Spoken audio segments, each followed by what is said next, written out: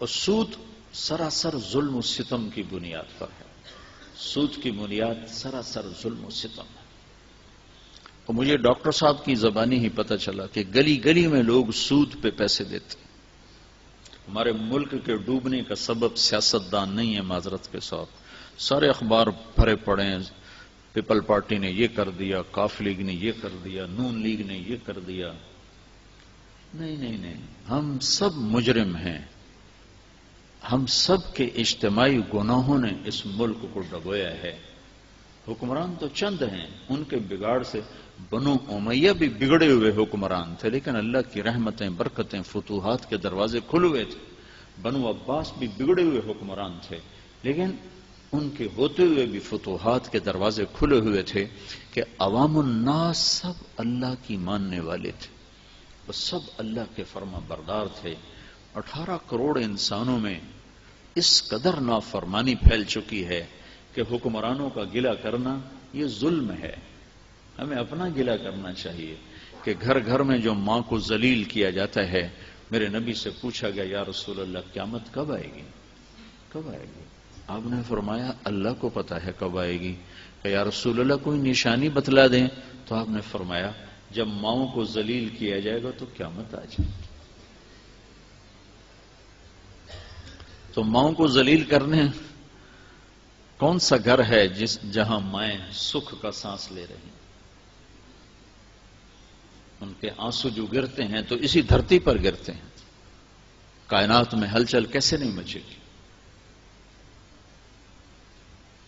تو ہمارے اجتماعی، میں تو حیران ہو گیا کہ گلی گلی میں لوگ سود پہ پیسے دیتے. تو جب پورا معاشرہ اللہ سے اعلان جنگ کر چکا ہو تو پیپل پارٹی کو گالی دینا یا کاف نون لیگ کو گالی دینا کون سی عقل مندی کی بات؟ جب اللہ کہہ رہا ہے فَآذَنُوا بِحَرْبٍ مِّنَ اللَّهِ وَرَسُولِهِ، یا سود چھوڑ دو یا پھر میرے اور میرے رسول کے ساتھ لڑنے کے لیے تیار ہو جاؤ. بس آپ نے آخری حج میں سود حرام قرار دیا، یعنی اس پر تنفیذ ہوئی. سود کی حرمت تو پہلے آ چکی تھی، سود ختم. اور سب سے پہلے میرے چچا عباس کا سود ختم. عباس پورا ایک بینک تھے. تو انہوں نے فرمایا میرے نبی نے میرا سود ختم کیا، میں اس کی طفیل اصل بھی ختم کرتا ہوں. ٹھیک ہے، اصل ختم کیا. اس سخاوت قربانی پر اللہ تعالی نے ان کی اولاد کو 132 ہجری سے لے کر 656 ہجری تک کوئی 520-30 سال ان کی اولاد کو حکومت دی. اور مورخین علماء لکھتے ہیں کہ عباس کے مال کی قربانی پر اللہ نے عباس کی اولاد کو یہ حکومت عطا فرمائی. تو اسلام کا سبق بخل کا نہیں.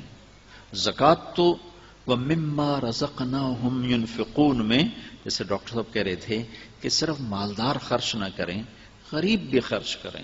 غریب بھی خرچ کریں کہ مما رزقناہم ينفقون کا زکوٰۃ کا لفظ قرآن میں آیا ہے. زکوٰۃ کا حکم آیا 10 دفعہ. آتوا الزکاۃ، آتوا الزکاۃ، آتوا الزکاۃ 9 دفعہ. اور آتین الزکاۃ 1 دفعہ. اے عورتوں زکوٰۃ دو، اے مردوں زکوٰۃ دو. 10 دفعہ آتوا الزکاۃ، آتوا الزکاۃ، آتوا الزکاۃ. اس کے علاوہ ہے مما رزقناہم ينفقون، انفقوا مما رزقناہم سرا وعلانیہ، کہ جو خرچ کرتے ہیں جو ہم نے دیا. تھوڑا دیا ہے تو اس میں سے خرچ کرتے ہیں، زیادہ دیا ہے تو اس میں سے خرچ کرتے ہیں. اور یہ خرچ کیا ہوا اللہ کے خزانوں میں جمع ہوتا ہے. جیسے ڈاکٹر صاحب کہہ رہے تھے 1 روپیہ بھی کوئی دے دے تو وہ بھی بڑی حیثیت رکھتا ہے. تو مجھے اسی وقت ایک حدیث یاد آئی تھی، میں نے کہا میں پیش کروں گا. میرے نبی نے فرمایا سبق درہم 100,000 درہم، 1 درہم اللہ کے نام پہ خرچ کرنے کا اجر 1,00,000 درہم سے زیادہ ہو گیا. تو صحابہ حیران ہو کر دیکھنے کے یا رسول اللہ کیسے ہو گیا؟ کتھے ہک کے کتھے 1,00,000 نادج برابری کی میں ہو سکتی، کیسے ہو گیا؟ تو آپ نے کہا ایک آدمی کے پاس 2 درہم، اور ایک آدمی لاکھوں پتی. 2 درہم والے نے 1 درہم اللہ کے نام پہ صدقہ کر دیا اور لاکھوں پتی نے 1 لاکھ اللہ کے نام پہ صدقہ کیا.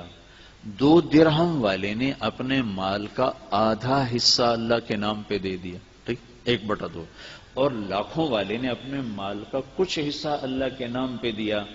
جب یہ ترازو میں تلے گا تو 1 درہم کا وزن 1 لاکھ سے زیادہ ہو جائے. میرا دل بدل دے، میرا دل بدل دے.